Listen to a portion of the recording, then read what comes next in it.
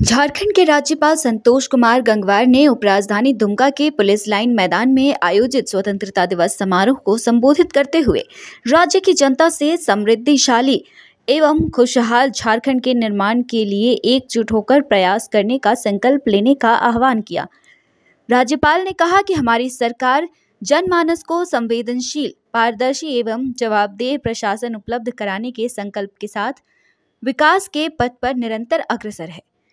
उन्होंने कहा कि सरकार के प्रयासों का ही प्रतिफल है कि झारखंड न केवल भारत बल्कि विश्व क्षितिज पर भी एक उदीयमान सितारे की भांति अपनी चमक बिखेर रहा है। दुमका के स्थानीय पुलिस लाइन मैदान में झंडोत्तोलन करने और राष्ट्रीय ध्वज की सलामी देने के बाद राज्यपाल संतोष कुमार गंगवार ने अपने अभिभाषण में राज्य सरकार की उपलब्धियों को गिनाया और राज्य में सरकार द्वारा चलाए जा रहे विभिन्न योजनाओं की प्रगति पर चर्चा की।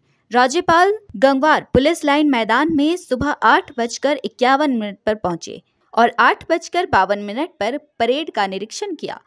ठीक 9:05 पर राज्यपाल ने झंडोत्तोलन किया और राष्ट्रीय ध्वज को सलामी दी। इस अवसर पर उन्होंने पूरे राज्यवासियों को स्वतंत्रता दिवस की शुभकामनाएं दी। उन्होंने कहा, राज्य की महिलाओं में व्याप्त स्वास्थ्य एवं पोषण, शिक्षा और आर्थिक पिछड़ापन की समस्या को ध्यान में रखते हुए उनके सशक्तिकरण के उद्देश्य से हमारी सरकार ने 21 वर्ष से 50 वर्ष की महिलाओं को प्रति माह 1000 रुपए की सम्मान राशि प्रदान करने के लिए झारखंड मुख्यमंत्री मैया सम्मान योजना लागू की है। उन्होंने कहा कि राज्य विकास के पथ पर अग्रसर है और विकास की इस यात्रा में सरकार सबको साथ लेकर आगे बढ़ने का प्रयास कर रही है। उन्होंने राज्यवासियों से आपसी प्रेम और भाईचारे के साथ काम करने की अपील की। इस अवसर पर गवर्नर ने स्वतंत्रता सेनानी के परिवार को चादर उड़ाकर सम्मानित किया। साथ ही जिले में बेहतर कार्य करने वाले सरकारी अधिकारी और कर्मठ कर्मियों को भी सम्मान प्रदान किया। राज्य के विकास में तो विभिन्न क्षेत्रों में सरकार द्वारा व्यापक प्रयास किए जा रहे हैं। हमारी सरकार जनमानस की संवेदनशील, पारदर्शी एवं जवाबदेह शासन उपलब्ध कराने के लिए संकल्प के साथ विकास के पथ पर निरंतर अग्रसर है। ग्रामीण क्षेत्रों में रहने वाले लोगों के रहन सहन और उनके जीवन स्तर में गुणवत्तापूर्ण बदलाव देखा जा रहा है, जो सरकार की नीतियों एवं राज्य के विकास हेतु उनके दृढ़ संकल्पों को प्रदर्शित करती है। सरकार के प्रयासों का एक प्रतिफल है कि झारखंड न केवल भारत बल्कि विश्व के क्षितिज पर भी उदीयमान सितारे की भांति अपनी चमक बिखेर रहा है। किसी भी राज्य के विकास हेतु वहाँ बेहतर कानून व्यवस्था का होना आवश्यक है। देश के माननीय प्रधानमंत्री श्री नरेंद्र मोदी जी द्वारा पुराने ब्रिटिश कानून समय के कानूनों को हटाते हुए 3 नए कानून देश में लागू किए हैं। इन कानूनों का मुख्य उद्देश्य दोषी को सजा दिलाने के साथ साथ पीड़ित को न्याय मिले, इस ओर चिंता रही है। देश की कानून व्यवस्था में ये एक ऐतिहासिक कदम है। साथ राज्य में 112 नंबर पर 24 घंटे पुलिस, अग्निशमन, एम्बुलेंस जैसी आपातकालीन सेवाएं उपलब्ध हैं। नक्सलियों के विरुद्ध सुरक्षा बलों द्वारा निरंतर चलाए जा रहे अभियान के कारण अब तक 143 नक्सलियों को गिरफ्तार किया है और पुलिस के साथ हुई मुठभेड़ में 6 नक्सली मारे भी गए। नक्सलियों के आत्मसमर्पण एवं पुनर्वास नीति के तहत अब तक 21 नक्सलियों ने आत्मसमर्पण भी किया है। जैसे जैसे हमारा देश डिजिटलीकरण क्षेत्र में आगे बढ़ रहा है, साइबर अपराध की संख्या में भी वृद्धि हो रही है।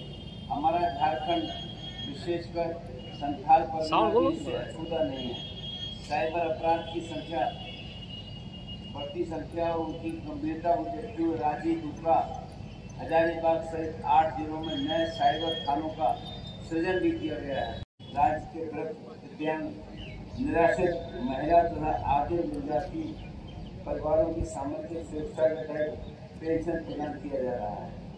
मुख्यमंत्री सर्वजन पेंशन योजना के अंतर्गत कुल 29 लाख लाभुक प्रतिमाह 1000 रुपये आर्थिक सहायता प्राप्त कर रहे हैं। मुख्यमंत्री राज्य वृद्धावस्था पेंशन योजना के अंतर्गत राज्य की सभी वर्गों की महिलाओं तथा अनुसूचित जनजाति एवं अनुसूचित जाति के पुरुषों के लिए न्यूनतम आयु सीमा 60 वर्ष से घटाकर 50 वर्ष कर दी गई।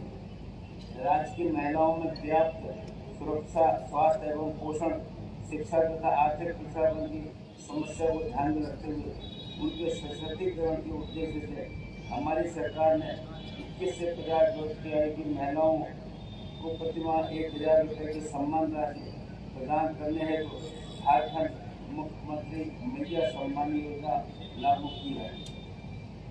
राज्य की बालिकाओं को उच्च स्तर पर कक्षाओं में ड्रॉप आउट को कम करने तथा उनके स्वास्थ्य एवं सशक्तिकरण के उद्देश्य सावित्रीबाई फुले किशोरी समृद्धि योजना की शुरुआत की गई।